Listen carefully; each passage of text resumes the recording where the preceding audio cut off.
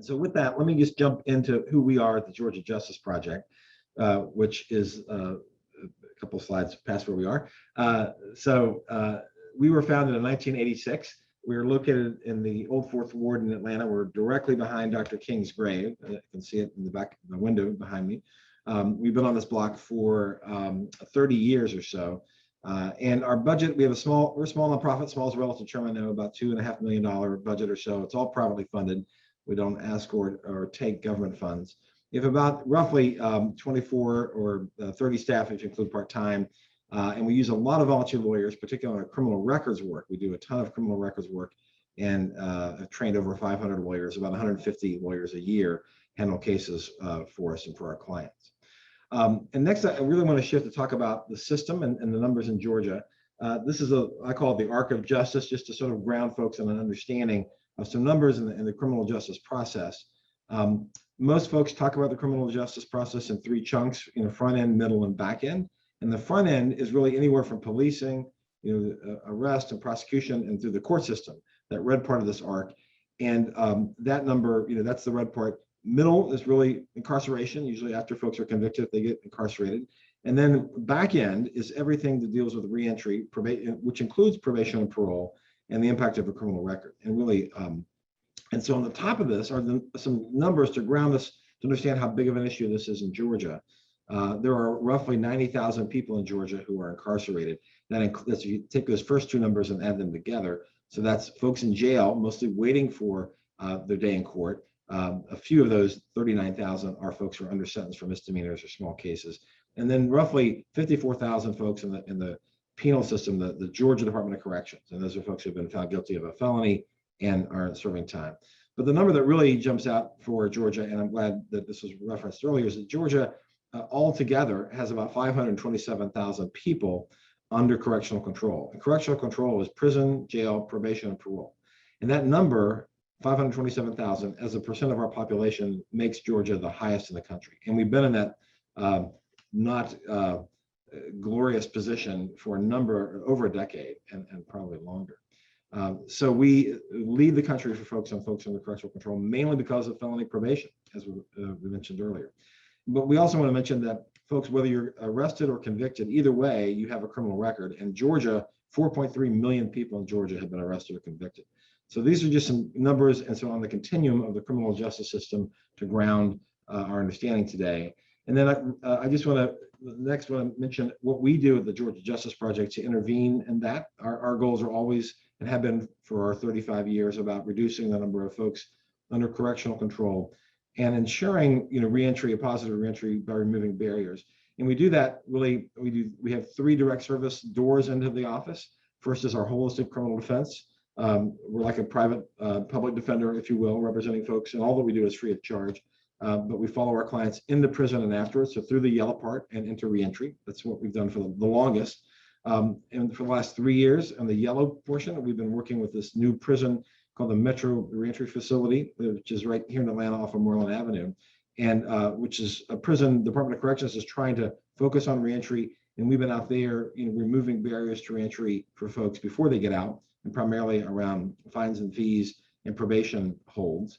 And then this last part on the blue is we represent folks who have a criminal record and often are trying to get a job or housing in spite or overcoming the impact of the record.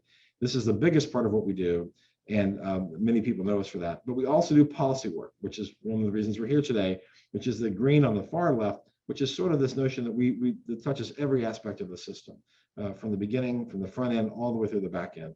And probation certainly is part of that in this bill today that we're talking about, 105.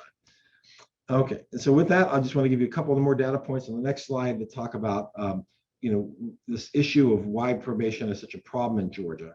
The data point you heard that we have an average probation in Georgia, a felony probation of 6.3 years, where many of our neighbors limit probation to 3 years, and the national average is less than 2. We have the largest raw number of people on felony probation in the country, and of course, the largest per capita. And this data point, the third point, is always one that jumps out at me, that 40% of all probated sentences in Georgia exceed 10 years. And keep in mind that a number of states, again, limit to 2 or to 3 to 5 years, and our 40% of ours are over 10 years. And this has a huge disparate impact on folk of color who are twice as more likely to be on probation than folks who are white. And that's in Fulton County, where I'm sitting right now, for instance.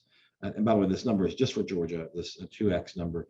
That's 8 times more likely. If you're African American on probation, 8 times more likely to be on probation than if you're white. So this is an issue that is not only massive, it affects the state as a whole. It has disparate impact, as all the criminal justice system numbers unfortunately point to with regard to race. All right, so with that, I think now I'm going to turn it over. Well, I think that's right. Yes, I'm going to turn it over to Elizabeth Rainwater. Elizabeth is a staff attorney, and she is here through an Equal Justice Works Fellowship sponsored by the Clorox Company. And we're so happy to have Elizabeth on staff. So with that, Elizabeth, I'll turn it over to you.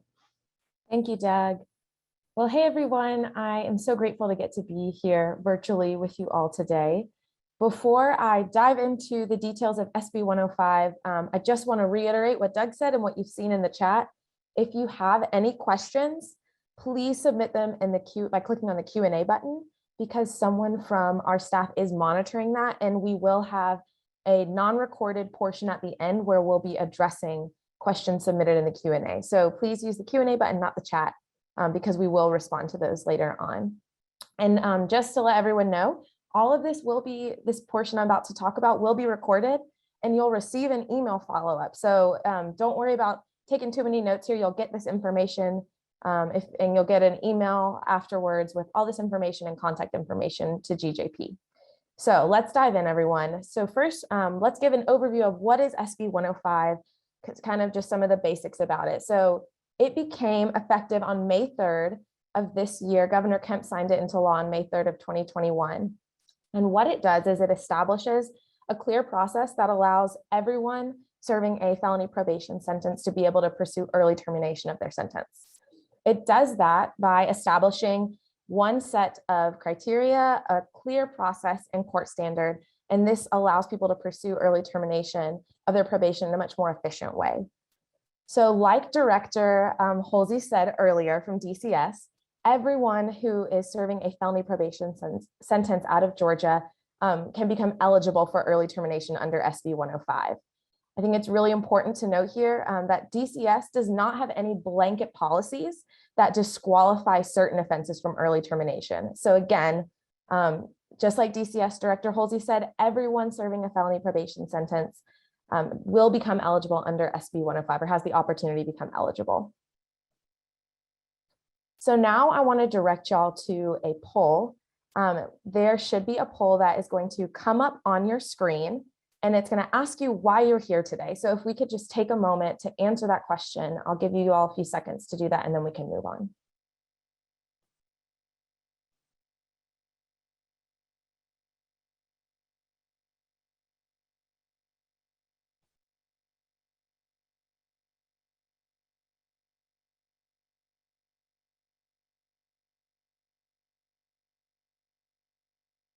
Okay, so let's talk about the criteria for early termination.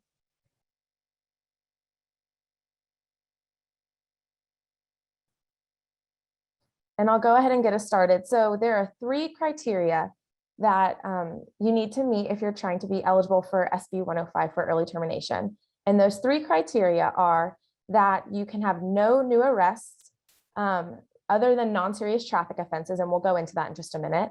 No probation revocations in the past 24 months, and you must have paid all your restitution if you have any. And this does not include fines and fees, but let's jump into a little more detail about what those 3 criteria mean. So first, no new arrests besides a non-serious traffic offense. So Georgia Code 4615 lays out what a serious traffic offense means. And I've listed a summary of those offenses below, but essentially a speeding ticket or a parking ticket, that's not something that is going to disqualify you from eligibility under SB 105. So no revocations. A revocation means that if your probation was revoked, it resulted in time in jail or prison. This does include credit for time served. So if you were revoked and that resulted in jail or prison time, that counts as a revocation. And again, you can have any revocations in the previous 24 months to be eligible under SB 105. A revocation does not include Any sanctions or status hearings before the court. It doesn't include modification of your probation condition, but if you have any questions about that, you can always contact your probation officer and they can clarify for you. So restitution.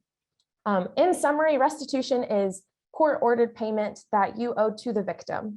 This does not require you, this third criteria does not require you to have paid all your fines and fees.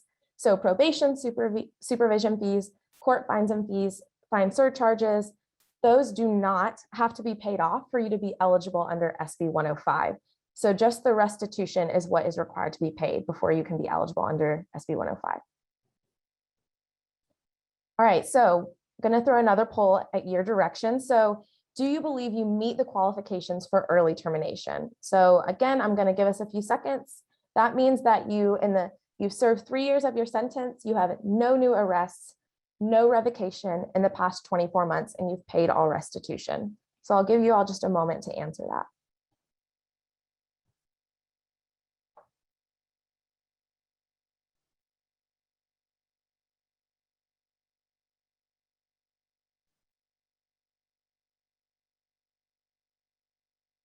Okay, now we're going to jump into the process for early termination under SB 105.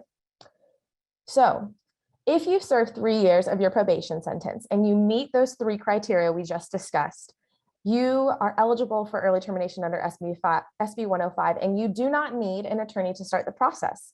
So your probation officer should actually start that process for you. And we're going to go into more detail of that. But first, let's give an overview of what this process looks like. So, like I said, if you are serving a felony probation sentence and you've served 3 years of that sentence and you meet those 3 criteria, you are eligible for early termination under SB 105. Now, how that process plays out varies a little bit. So if you look, you can see that at this top gray box, DCS they have to submit in order to terminate for you if you fall under one of these 2 categories in the green boxes. So if it's your first felony offense, that's what you're serving probation for, your first felony offense, and you receive not more than 1 year to serve, or you receive straight probation, that means you fall under a category called bid. And we'll talk a little bit about that in just a minute. Or maybe that's not you, but you are serving a probation sentence for a qualified offense. That means if you're in those 2 categories, DCS has to submit in order to terminate your probation. Now, let's say you're not in one of those 2 categories. DCS must submit a progress report for you, and we'll talk more about what that looks like and what the specifics are for a progress report. And they have the option to submit in order to terminate your probation for all other offenses. So let's dive into that. First, let's go talk about bid, behavior incentive date.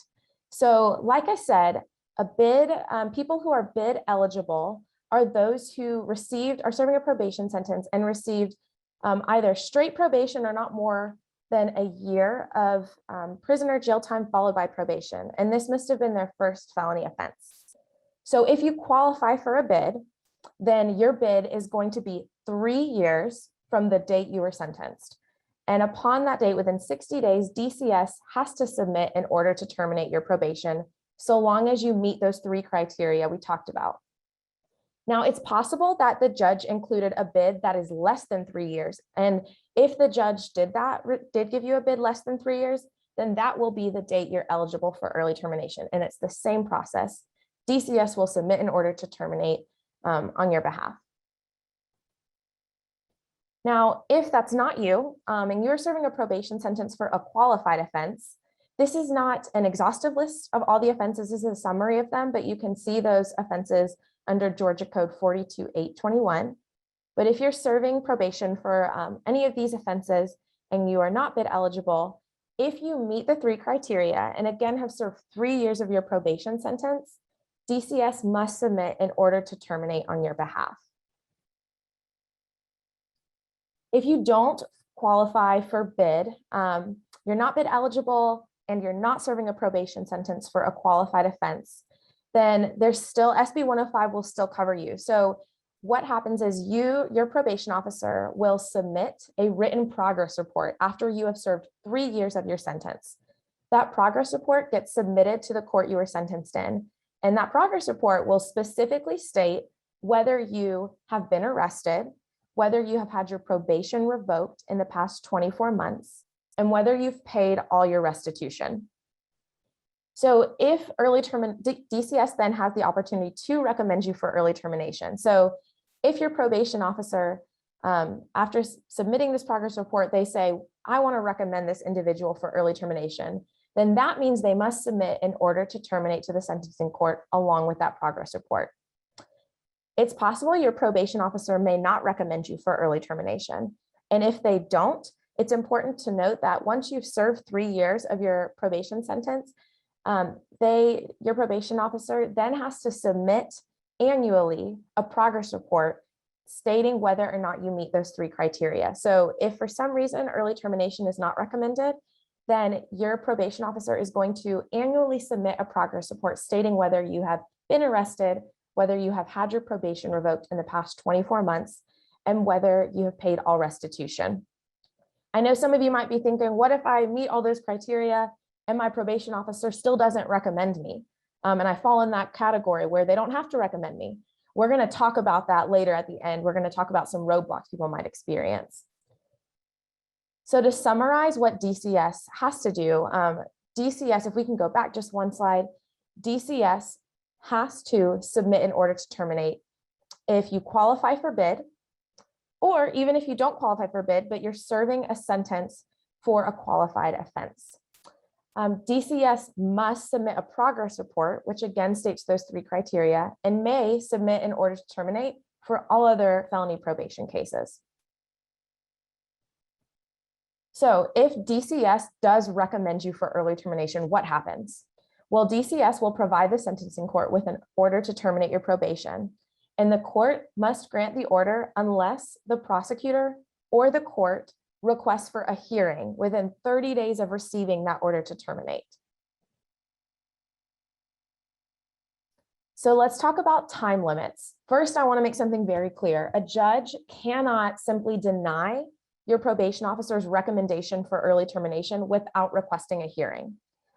So if your probation officer submits an order to terminate on your behalf, the judge could just grant the order, or the judge or prosecuting attorney could request for a hearing. The judge cannot simply just deny the order without a hearing. So time limitations. Like I said, the judge or prosecuting attorney have 30 days upon receiving that order to terminate to request for a hearing. If they do request for a hearing, that hearing has to be set within 90 days from the date they received the order. Okay, so let's say your case gets scheduled for a hearing. Your probation officer submits an order. The judge or prosecuting attorney requests for a hearing. Now what? So this hearing is really an opportunity for you to get to tell the judge why you should no longer be on probation. The standard that the court is going to use to decide whether you should be off probation or not is whether it is in the best interest of justice and welfare of society for you to be off probation. And I want to go ahead and say this: you can represent yourself, or you can reach out to Georgia Justice Project or contact an attorney to assist you at this hearing.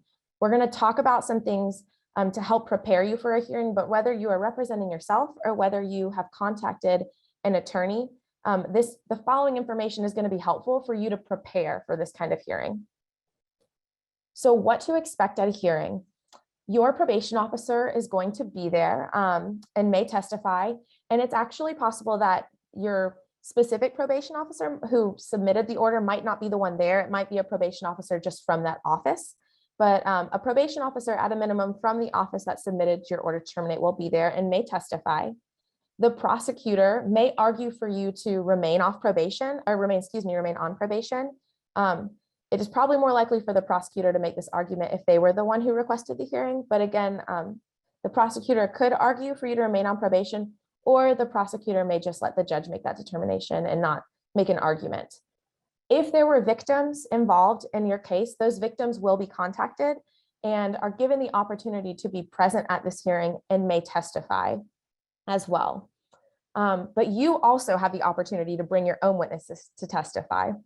So just everyone can know that if you do have a hearing, yes, the probation officer will be there, a prosecutor will be there, the victims may be there as well. You also, though, have the opportunity to bring your own witnesses. So if you're preparing for a hearing, again, whether you have contacted an attorney or whether you're representing yourself, this is some helpful information to help you prepare for what to bring to a hearing. So again, I want to remind you all the goal that you're trying to meet here is to show that you no longer need to be on probation. You're trying to show the judge that you have been rehabilitated and are no longer in need of supervision.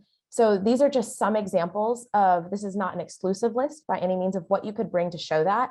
So support letters, if you've volunteered at any organizations and can get a letter from the director that you volunteered for, proof of employment, any academic achievements or trade skill achievements, things along that nature are going to be extremely helpful in showing proof of that rehabilitation, which is what the judge is looking for. So I'm going to bring up another poll again. You should see it on your screen. So I'll give you all some time to answer these questions. And just so you know, at the end of this webinar, we are actually going to be having a Google form pop up on your screen, and it's going to give you the space to elaborate on some of these issues. I know you're answering yes or no questions here, but you will be given the opportunity to elaborate if you need to at the end of this.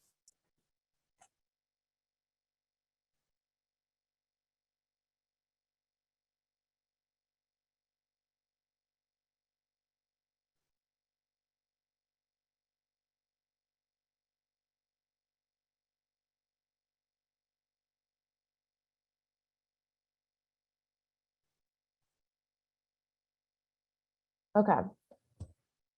So where do we start if you think you're eligible for early termination? So first, you want to find out who your probation officer is so that they can submit the order for you, or at least you can ask if they're willing to submit an order for you. So what you can do is call the probation office in the county that you reside in, and the duty probation officer, which is the probation officer working at the front desk, should be able to tell you whether or not an order to terminate has been submitted or a progress report has been submitted for you. So you want to find out who your probation officer is, call that probation officer, or you can ask the duty probation officer to see if there has been an order to terminate or a progress report submitted for you.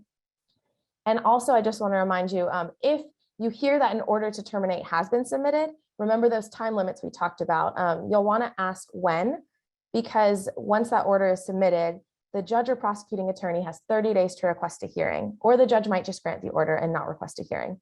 But that timeline is important. So if you find out an order is submitted for you, do ask when it was.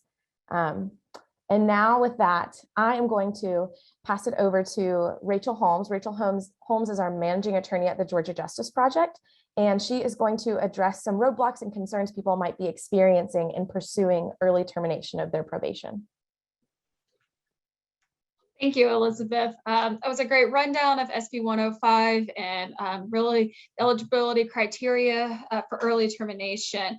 So Elizabeth kind of set everybody up. So we have determined whether or not you are eligible for probation. So once you have reached the 3 years of probation, you're eligible for probation, and now you're reaching out. You're reaching out to probation, and you're trying to navigate that process. So what we're going to talk about now is some of those roadblocks and concerns that you might be having when you're getting there. We've explained the process, but we all know the process is not always as perfect as we want it to be. So we want to kind of help you navigate that. We will give information at the end. Georgia Justice Project is representing people through the process of early termination, but I'll say it is supposed to start with DCS, like Elizabeth said. So that's the first part, is to start to reach out to your probation and to start that way. So for who do you contact?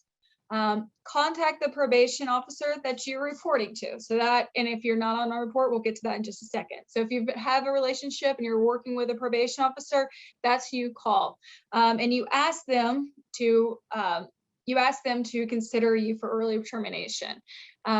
Now, if you're unsure who your probation officer is, and that can be because you're on non-report, your probation office has been transferred, you've lost contact with that, the probation officer that you used to have is no longer working there, you're not sure who the new probation officer is, then you can contact the probation office sentence where you were sentenced, and they can help you out that. Another number that you can call is that DCS customer service phone number, which is the 783-4337, and they will be able to help you figure that out of who you need to contact. So that's kind of where to start. And the local probation officer probation office should be able to inform you of whether or not you have been reviewed for early termination. So what do you do if you're unable to get in contact with your probation officer? So first I want to say, obviously DCS has an extremely high caseload, and they're working retroactively on these cases. So it is going to take some time. We are trying, and I will say they are moving through this process. They've automated some of that process, but a lot of it does have to be done manually.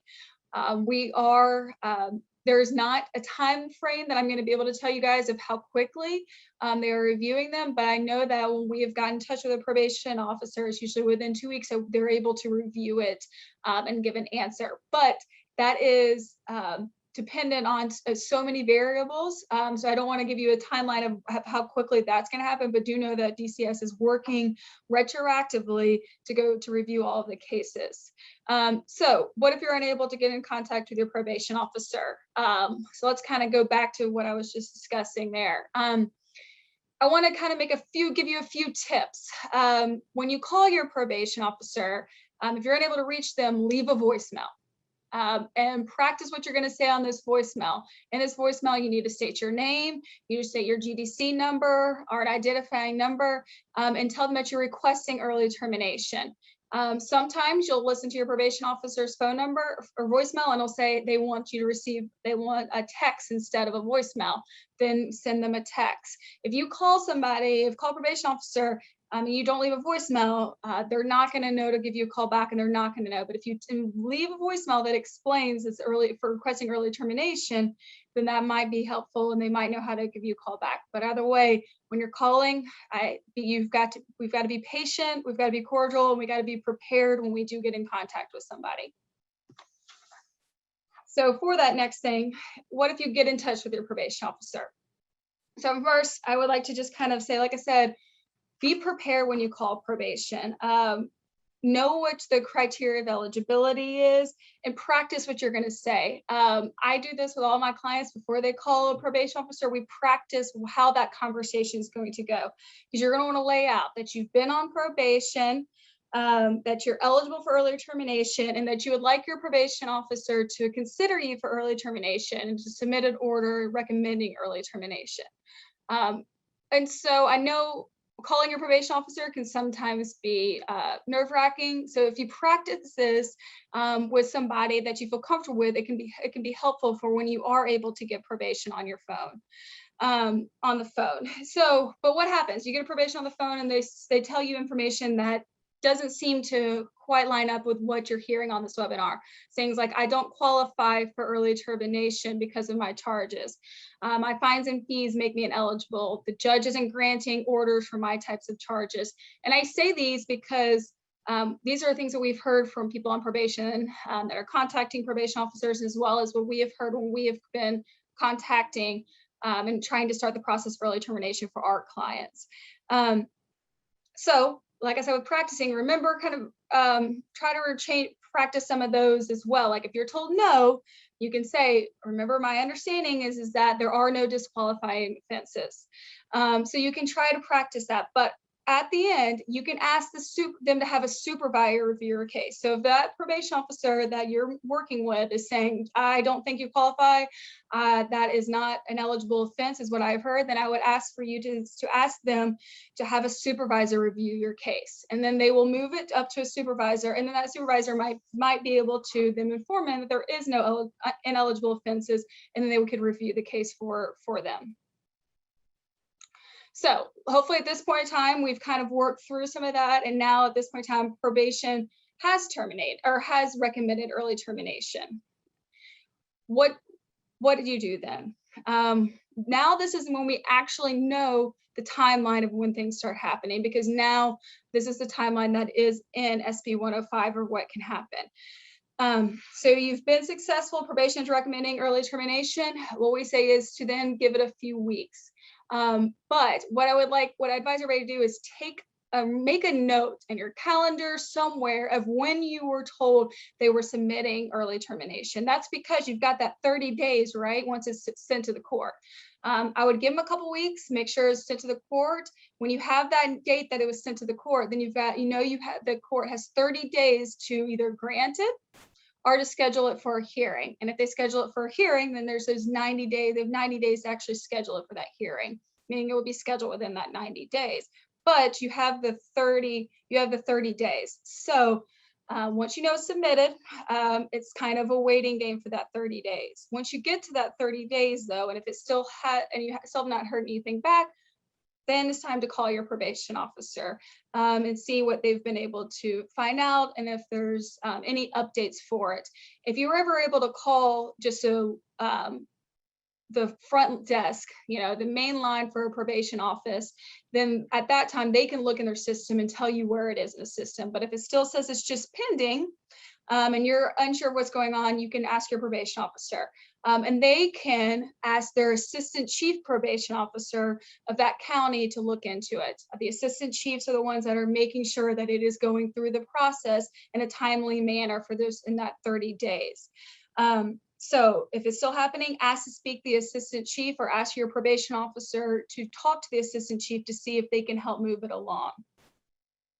Another thing that you can always do is call the clerk's office for where you were sentenced to. Remember now, even though we're telling you to reach out to where you actually reside for probation, the court system, the court jurisdiction that's going to determine whether or not your early termination, the judge is going to sign the order, is going to be back in the jurisdiction that you were sentenced. So you can always call that clerk's office to see if anything has been ordered. And you can also check online records to see if that has been ordered. So a lot of times, especially some of these more Metro Atlanta or major jurisdictions have a lot of their court records online.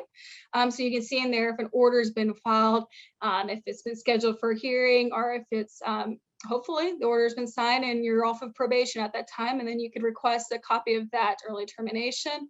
And then you can reach out to JP and we could talk to you about any options that you have for record restriction. Now, of course, this only gets you off of probation. If you were on a first offender probation or conditional discharge probation and you early terminate, then at that point in time, your case would be discharged and it would be important for you to then try to seal the court records so that way there would be no record of it. Otherwise, you would have to wait until you get pardoned if it was a felony conviction for then to ask for record restriction to get off of your record at that point in time. So next is, what if your probation officer is not recommending early termination and you are bid eligible, or you are on probation for qualified offense? Now, these are the must, right? These are the ones that probation is mandated by law to send an order into the judge for early termination. So again, we said you ask, you speak nicely, and if you're unable to, if they're still not willing, and you think that you are eligible, you can ask to speak to a supervisor. And if you're not, if they're still not going to submit an early termination, you think you're eligible, then we would recommend you contacting us. That's something we consider. We're starting our intake process. We're taking on individuals that are eligible for early termination and are not moving through the process. So contact us, and you can also contact your private attorney as well, but those are cases we are considering. So what if you're not bid eligible or early termination, you're in the all other cases category and your probation is not recommending you for early termination? You can ask your probation officer, is there a reason? Is there something I need to work on in the next year? I know you're going to reconsider me next year. Is there something that I can do to make sure that is going to happen? Because remember, it's not just there are no blanket offenses. So it's got to be something maybe that they want you to complete to then be able to submit that next year, because they will submit a progress report that year that lists the 3 criteria, and they will do that the next year. If they're not submitting it, remember that under SB 105, you can petition the court at any time for early termination. And that can be if you're eligible for SB 105 or if you're not. And if you want to petition the court, then the system goes through the same way where once the petition is received by the judge, they have 90 days to schedule it for a hearing. So that's something that you can consider if probation is not submitting an early termination. One of the ways that they can do that is you can contact GJP and go through our intake process, see if we can help you with that. But just know that you are eligible to petition on your own for early termination. If you do, I would tell you to refer back to those slides where we speak about a hearing, because that tells you what's going to happen in hearing and some of the stuff that you really need to know, and try to show the court of why you no longer should be on probation. And those things are listed, are things that even if you do hire an attorney, that are good to speak to your attorney about, for they're aware. So when they argue for you to get off early termination, they will have that information. So a couple closing remarks, and then we're going to get to the Q&A, but a couple things I know are things that we repeatedly are hearing people being concerned about, and that is are there any offenses that are not eligible for early termination or SB 105? No, every offense is eligible. And if it is a qualified offense, or if you received less than 1 year to serve and it's your first felony offense, which means first offender, or your first felony conviction, then it is a must, and DCS must submit it. DCS does not have any blanket policies that disqualify certain offenses for early termination. Second, can SB 105 help me get off parole early? So SB 105 is only for felony probation cases. This is not for parole. It's not for federal cases. It's for state cases. So it's only for probation cases. So if you were on parole, you'd have to complete parole, complete 3 years of probation, qualify, and then you would be able to move forward under SB 105. But for some more information about parole commutation, there is a way to get off of parole early. And the parole board must review qualified offenses after a person has successfully completed 12 consecutive months of parole. But that means they can consider it. There is no mandatory that parole must ever release somebody from probation or from parole early. But we did provide that information because I know that is a question that we have a lot. And unfortunately, SB 105 does not allow for early termination of parole under that, but there is a different avenue that you can talk to your parole officer about to see if they would commute your early parole.